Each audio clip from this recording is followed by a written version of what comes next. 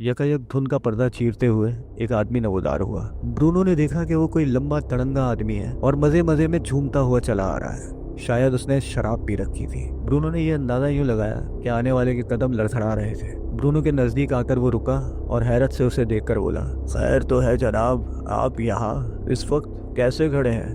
खुदा ना खास्ता तबीयत तो खराब नहीं? दोनों की जान में जान आई। ये शख्स स्मिथ नहीं था, कोई राहगीर था, किसी शराब खाने से निकल कर आ रहा था।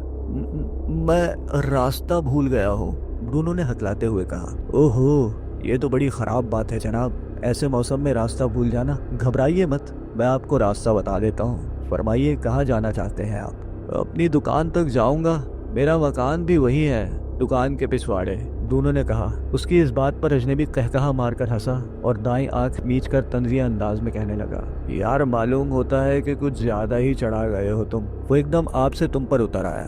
खैर खैर कोई बात नहीं, ऐसा हो ही जाता है। अब मुझे क्या मालूम कि तुम्हारी दुकान कहाँ है? वो दुकान जिसके पिछवाड़े तुम्हारा मकान है, कुछ अता पता याद हो तो बताओ। ब्रूनो सख्त बौखला गया। उसका जहन एक बार फिर कलाबाजी खा चुका था। कैसी अजीब बात थी कि उस सड़क का नाम ही उसे याद नहीं आ रहा था जिस पर उसकी दुकान थी। बदहवास होकर उसके मुंह से सिर्फ इतना निकल सका, मैं दरअसल इस शहर में नया आया हूँ, ज्यादा दिन नहीं हुए। इत्तफाक ऐसा है कि उस सड़क का नाम भी मुझे याद नहीं रहा जहाँ मेरी दुकान है। आप इतनी मेहरबानी करें कि कुछ दूर मेरे साथ चलें, मैं तन्हाई के बास घबरा रहा हूँ, शायद रास्ते में मुझे उस सड़क का नाम याद आ जाए। अजनबी ने दोबारा कहकहा लगाया और कहा, भाई कमाल के आदमी हो तुम भी। और बंदा खुदा इस वक्त घर से निकले ही क्यों थे? अच्छा आओ, मैं तुम्हारे साथ चलता हूँ। मान ब्रूनो को सड़क का नाम याद आ गया, मगर उसने अजनबी को बताना मुनासिब न समझा और जाहिर करना हिमाकत ही होती। भला कोई कातिल अपने घर का पता भी किसी अजनबी को बताया करता है? दोनों थोड़ी दूर चुपचाप चलते रहे। सड़क पर उनके कदमों की मिली जुली आवाजें आती रही। एक चौराहे पे पहुंचकर अजनबी ने कहा, यहाँ से नाक की सीध में चलते जाओ, कुछ दूर ही टैक्सी स्टैंड है, वहाँ किसी भी टैक्सी ड्राइवर को मेरा नाम बताना, वो तुम्हें घर छोड़ आएगा। मेरा नाम जॉन है, जॉन स्मिथ। ब्रूनो का कलेजा फिर उछलकर हलक में आ गया। उसने वहशत ज़दा होकर अजनबी की चेहरे पर निगाह डाली। वो स्मिथ तो नहीं था, अलबत्ता उसकी शक्ल स्मिथ से खासी मुशाबियत रखती थी। ये शख्स उस स्मिथ का भाई हो जिसे मैं कत्ल कर आया हूँ। इसी ख्याल ही ने ब्रूनो को मजीद बदहवास कर दिया। उसने भाग निकलना ही मुनासिब जाना और जल्दी से अलविदाई सलाम करके उस तरफ हो लिया जिधर जाने का इशारा जॉन स्मिथ ने किया था। गुड नाइट, उसने अपने अकब में जॉन स्मिथ की आवाज़ सुनी। मिस्टर, अपना नाम तो बताते जाओ।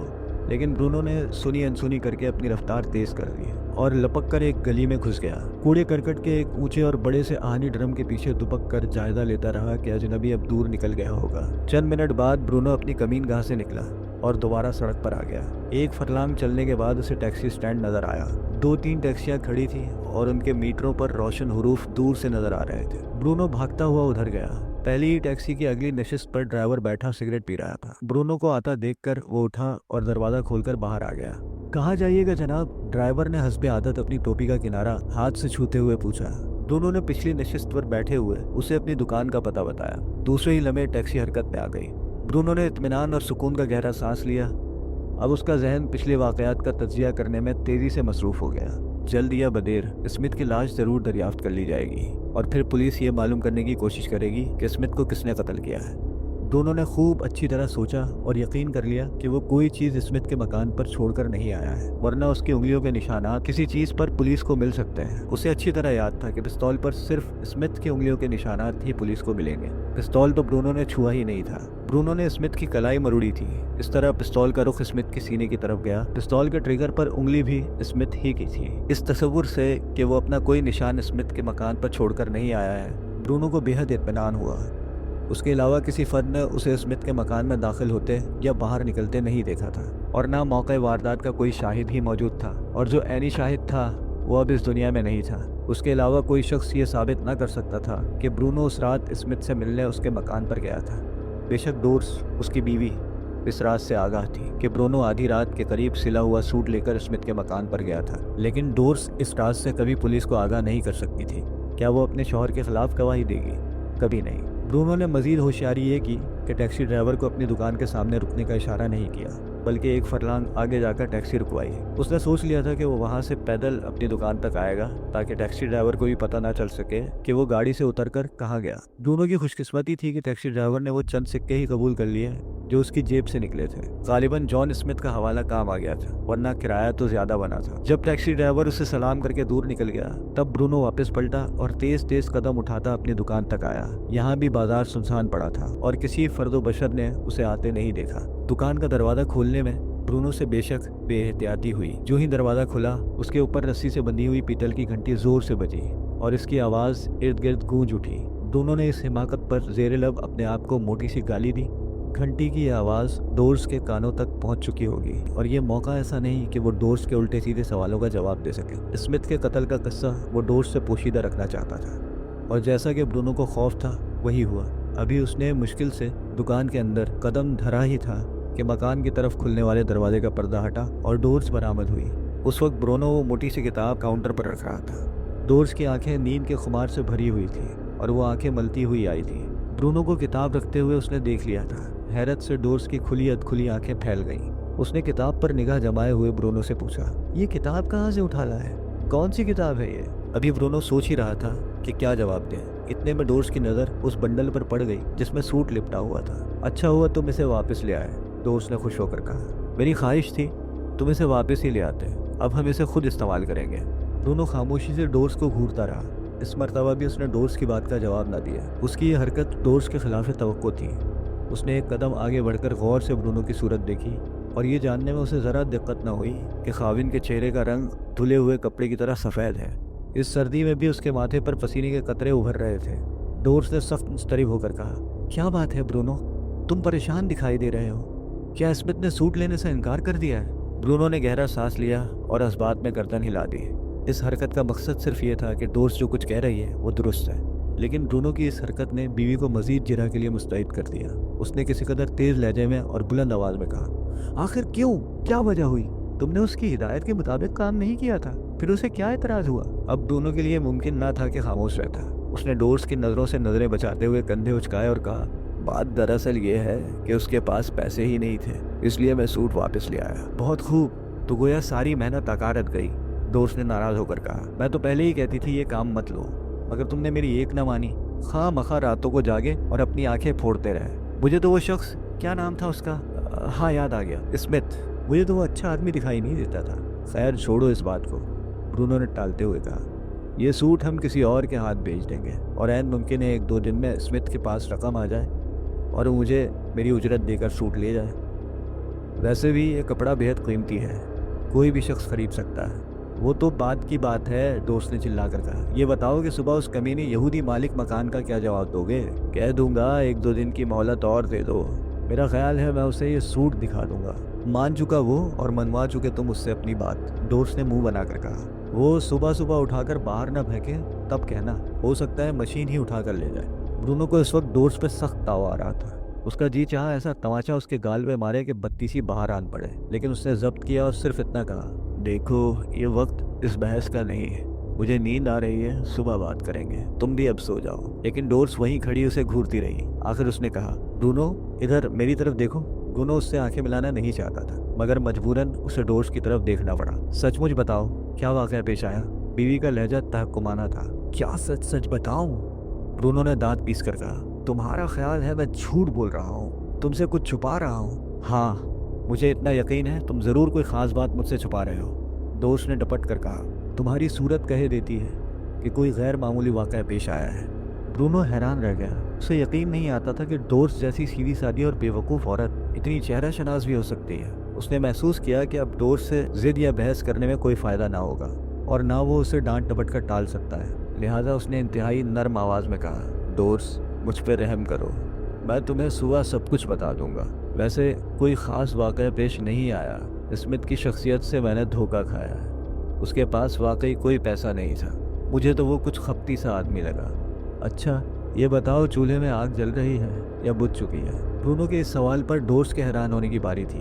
क्या कहते हो, इस वक्त भला चूल्हा क्यों जल रहा होगा? अगर चूल्हा नहीं जल रहा तो मेहरबानी करके यहाँ से जाओ और चूल्हा जलाओ, ब्रूनो ने जोर देकर कहा। मगर क्यों, किस लिए चूल्हा जलाऊं? क्या कोई चीज़ पकवाना चाहते हो? मैं कहता हूँ जाओ चूल्हा जलाओ, ब्रूनो ने जरा बुलंद आवाज से कहा, और ये सूट ले जाकर चूल्हे में झोंक दो, जला डालो इसे। और सुनो, किसी शख्स से इसका जिक्र ना करना, और ये भी मत बताना कि हम स्मिथ को जानते हैं, या ये कि स्मिथ हमारी दुकान पर कभी आया था। बस भूल जाओ सब कुछ, इसमें हम दोनों का भला है। दोस्त ने गहरा सांस लिया और गर्दन झुकाकर बोली, क्या बक रहे हो ब्रूनो, तुम्हारा दिमाग तो नहीं चल गया? अभी तो तुम कह रहे थे कि ये सूट बहुत कीमती है और तुम इसे किसी भी आदमी के हाथ बेचकर अच्छे खासे पैसे कमा लोगे, और अब तुम कहते हो कि इसे चूल्हे में झोंक दो। जरा गौर करो, इतना कीमती कपड़ा मैं चूल्हे में झोंक दूं? हाँ हाँ, जला डालो इसे, फौरन जला डालो, ब्रूनो ने आहिस्ता से कहा। खुदा के लिए इसे ले जाओ और अभी जला दो। एकदम डोर्स की दोनों आंखों से आंसू उगल पड़े। फिर उसने झपट कर वो बंडल उठाया जिसमें सूट लिपटा हुआ था, और ब्रूनो से कुछ कहे बगैर जिधर से आई थी उधर चली गई। उसको रोते देखकर ब्रूनो के कलेजे पर घोंसा लगा। उसे अपने रवैये पर नदामत होने लगी। दोस्त को समझाने के लिए उसने पीछे पीछे जाना चाहा, लेकिन ये सोचकर रुक गया कि सवाल जवाब का सिलसिला दोबारा शुरू हो जाएगा, और इस वक्त वो बीवी को ये बताकर मजीद हिरासा नहीं करना चाहता था कि स्मिथ उसके हाथों कत्ल हो चुका है। दोस्त के जाने के बाद थोड़ी देर तक दोनों बेहिस्सो हरकत वहीं खड़ा रहा। फिर उसने दुकान का बैरूनी दरवाज़ा अंदर से मुकफ्फिल किया और वापस उस दरवाजे की तरफ जा रहा था जो मकान की तरफ खुलता था कि काउंटर पर पड़ी हुई उस कदीम वज़नी किताब पर निगाह पड़ी। गैर शऊरी तौर पर ब्रूनो ने किताब उठाकर बगल में दबाई और दुकान के पिछवाड़े से होता हुआ अपने क्वार्टर में दाखिल हुआ। उसने देखा कि डोर्स बावर्ची खाने में बैठी चूल्हा सुलगाने में मसरूफ़ है, बल्कि उसने चूल्हे में आग जला भी दी थी और अब बंडल खोलकर वो सूट निकाल रही थी। यकीनन उसने ब्रूनो के कदमों की आहट सुन ली होगी, मगर वो अपने काम में लगी रही और ये जाहिर किया कि जैसे खाविन के आने की खबर ही नहीं हुई। ब्रूनो ने भी उसे छेड़ना मुनासिब ना समझा और सीधा अपने कमरे की तरफ गया। किताब उसने अपने सिरहाने पटक दी और फिर जैकेट उतारी। जैकेट उतारने के बाद वो बिस्तर पर बैठ गया और किताब उठाकर उसके औराक उलटने पलटने लगा। साथ साथ वो बड़बड़ाता भी जा रहा था। बदमाश कहता था कि उसने अपने सारे हीरे जवाहिर और नादिर व नायाब चीज़ें बेचकर ये किताब खरीदी थी और इस किताब के ज़रिए वो अपने मुर्दा बेटे का सूट सिलवाना चाहता था। बेवकूफ़, अहमक, पागल।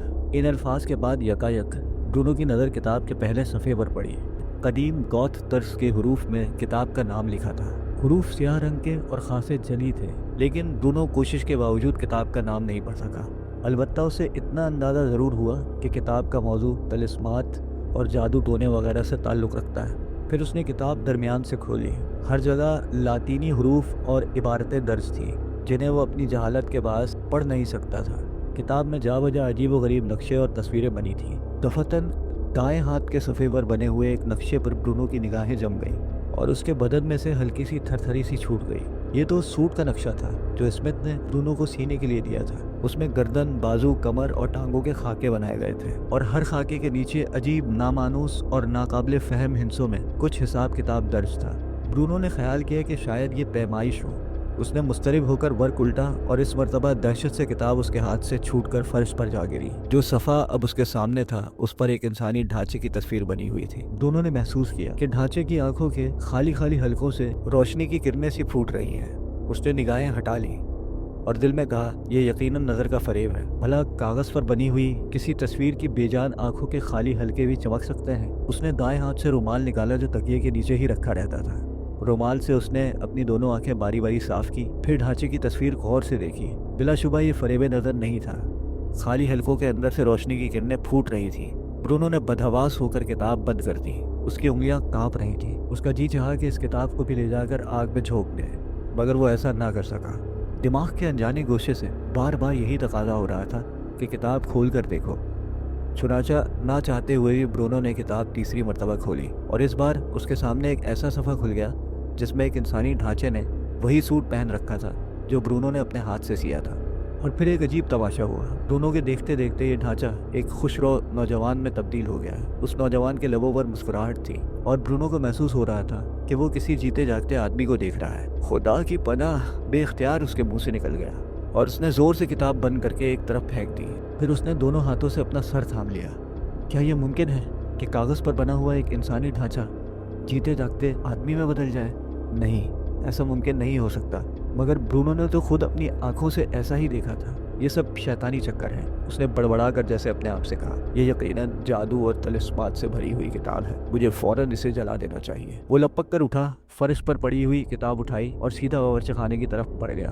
उसका ख्याल था कि डोर्स अब तक सूट जलाकर राख कर चुकी होगी, लेकिन ये देखकर वो हैरान हुआ कि चूल्हा सर्द पड़ा है और बेगम बावर्ची खाने में मौजूद नहीं। वो गुमसुम खड़ा सोचता रहा कि डोर्स कहाँ चली गई। अभी थोड़ी देर पहले उसने खुद देखा था कि वो चूल्हा जला रही थी। चूल्हे में आग के शोले बढ़ते हुए भी उसने देखे थे। क्या ये भी कोई फरेबी नजर था या हकीकत? ब्रूनो ने गैर यकीनी कैफियत में बावर्ची खाने के इर्द गिर्द झांका, लेकिन डोर्स वहाँ नहीं थी। फिर यकायक उसकी नजरें लकड़ी के बने हुए नेमत खाने पर जम गई। नेमत खाने के ऊपर ही वो थैला धरा था जिसमें सूट बंद करके वो स्मिथ के घर तक ले गया था। ब्रूनो ने झपट कर थैला उठाया, मगर वो तो खाली था। उसके अंदर सूट दिखाई नहीं दिया। सवाल यह है कि डोर्स ने अगर सूट नजर आतिश नहीं किया तो फिर कहाँ गया? और दूसरा सवाल यह था कि खुद डोर्स किधर गायब हो गई। डोर्स, कहाँ हो तुम?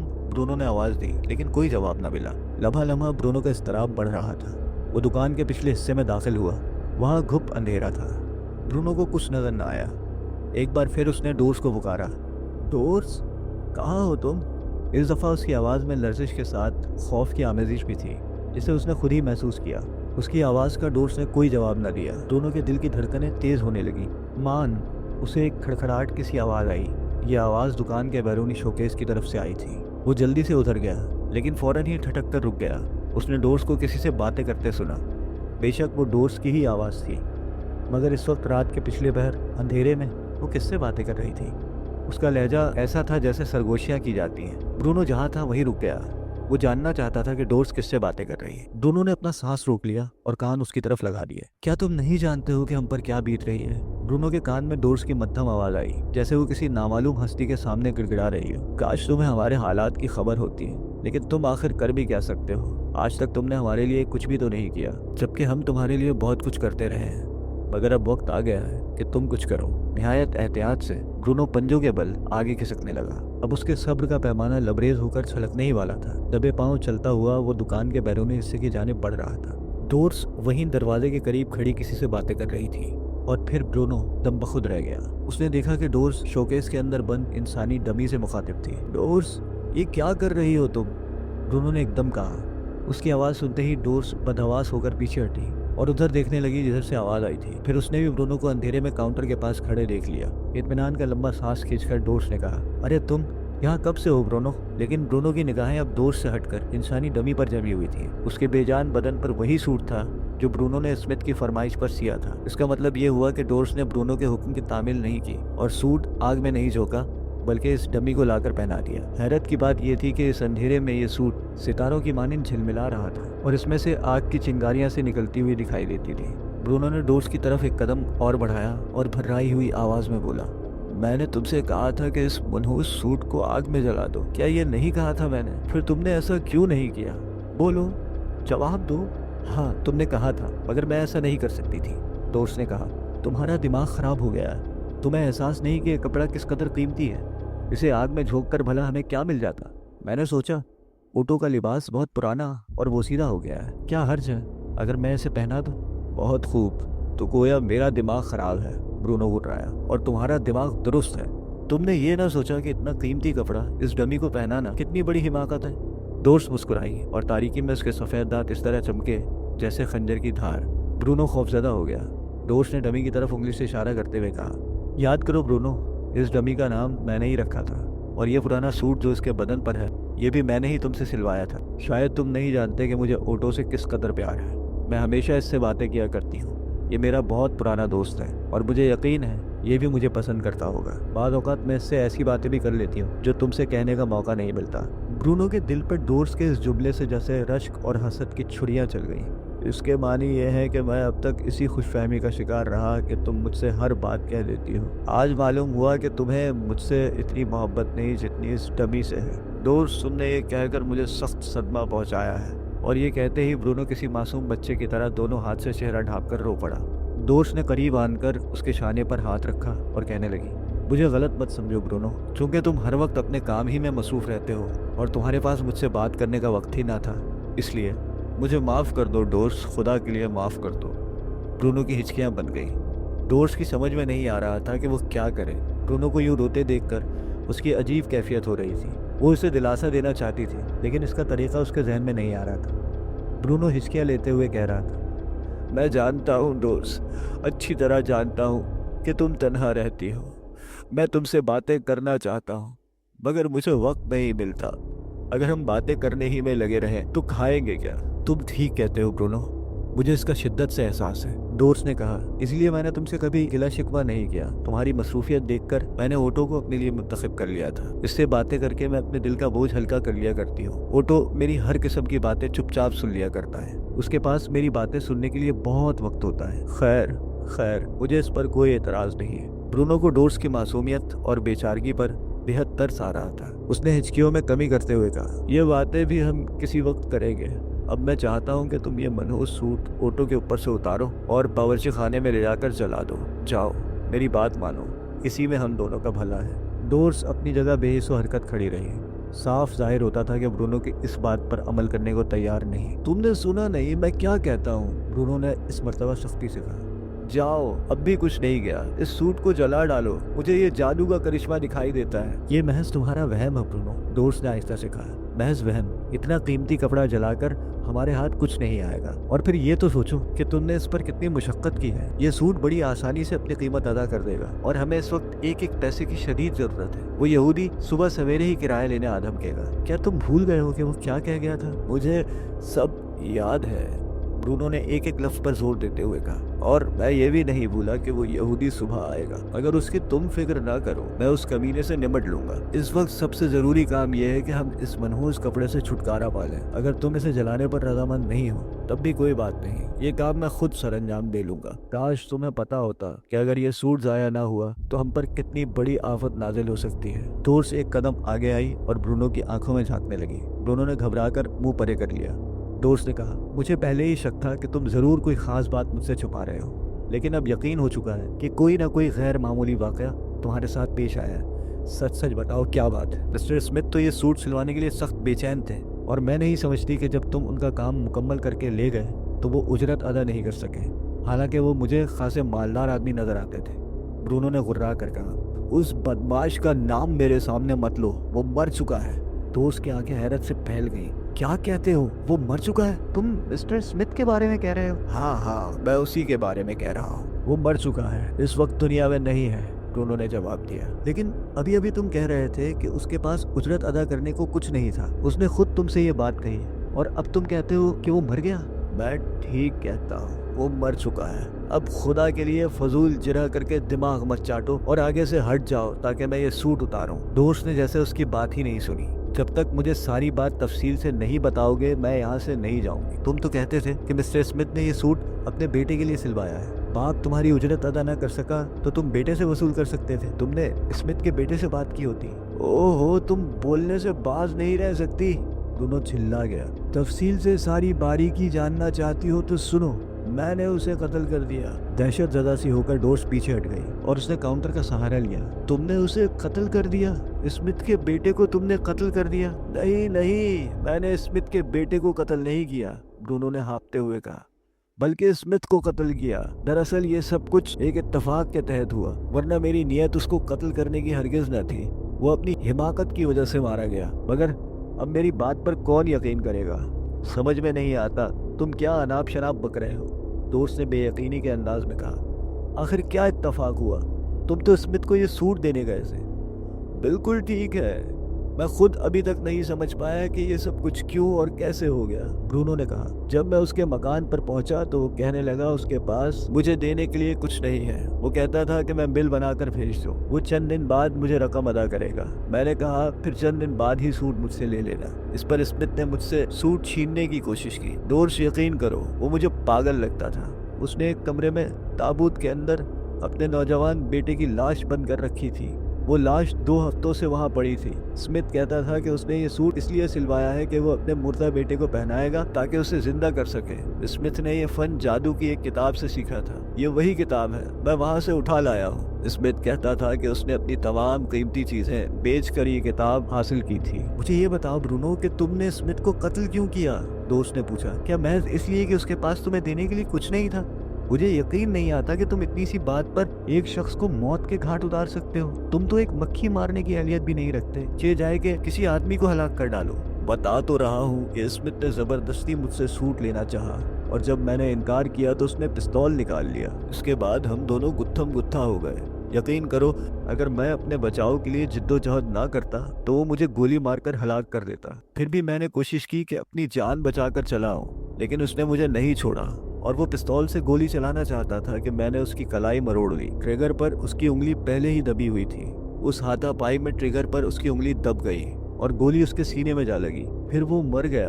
अगर तुम सच कह रहे हो तो इसका मतलब ये है कि तुमने जानबूझकर स्मिथ को नहीं मारा। दोस्त ने कहा, यह सिर्फ इत्तफाकिया तौर पर हुआ।